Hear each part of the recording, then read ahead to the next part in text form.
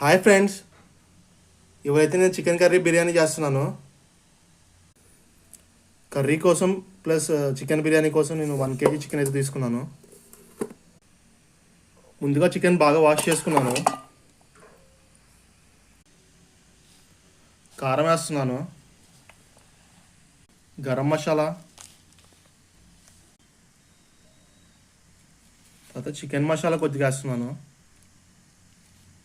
తర్వాత సాల్ట్,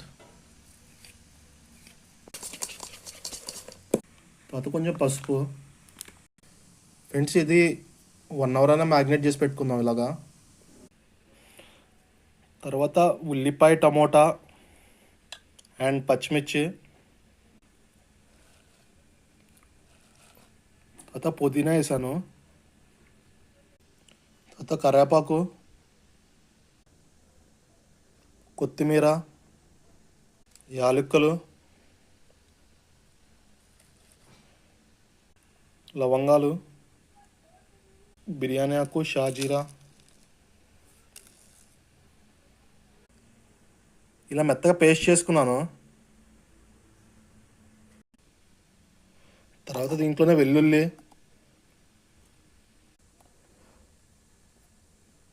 అల్లం కూడా వేసుకున్నాను. ఇది కూడా పేస్ట్ చేసుకోవాలి. కర్రీకి బౌల్ పెట్టుకొని ఆయిల్ పోసుకుంటున్నాను.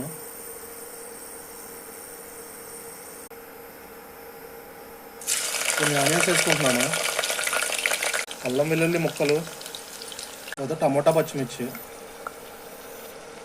ఇవన్నీ వేగిన తర్వాత ముందుగా కలిపెట్టుకున్న చికెన్ ఉంది కదా, దీంట్లో హాఫ్ చికెన్ వచ్చేసి నేను కర్రీకి వేసేస్తున్నాను.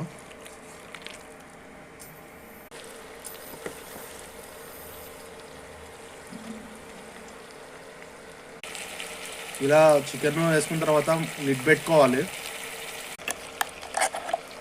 ఫ్రెండ్స్, ఇలా ఉడుకుతున్న చికెన్లో ఈ పేస్ట్ చేసాం కదా మనం, ఇది ఒక 2 స్పూన్స్ వేసుకుందాం.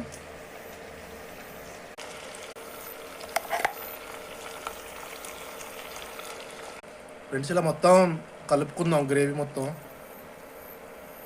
తర్వాత ఇది 5 to 10 minutes లిడ్ పెట్టేసి ఉడకనిద్దాం. ఫ్రెండ్స్, ఇలా చికెన్ ఉడుకుతుంది. టోటల్గా అయితే గోంగూర చికెన్ స్టైల్లో వచ్చింది, బట్ ఇది గోంగూర చికెన్ కాదు.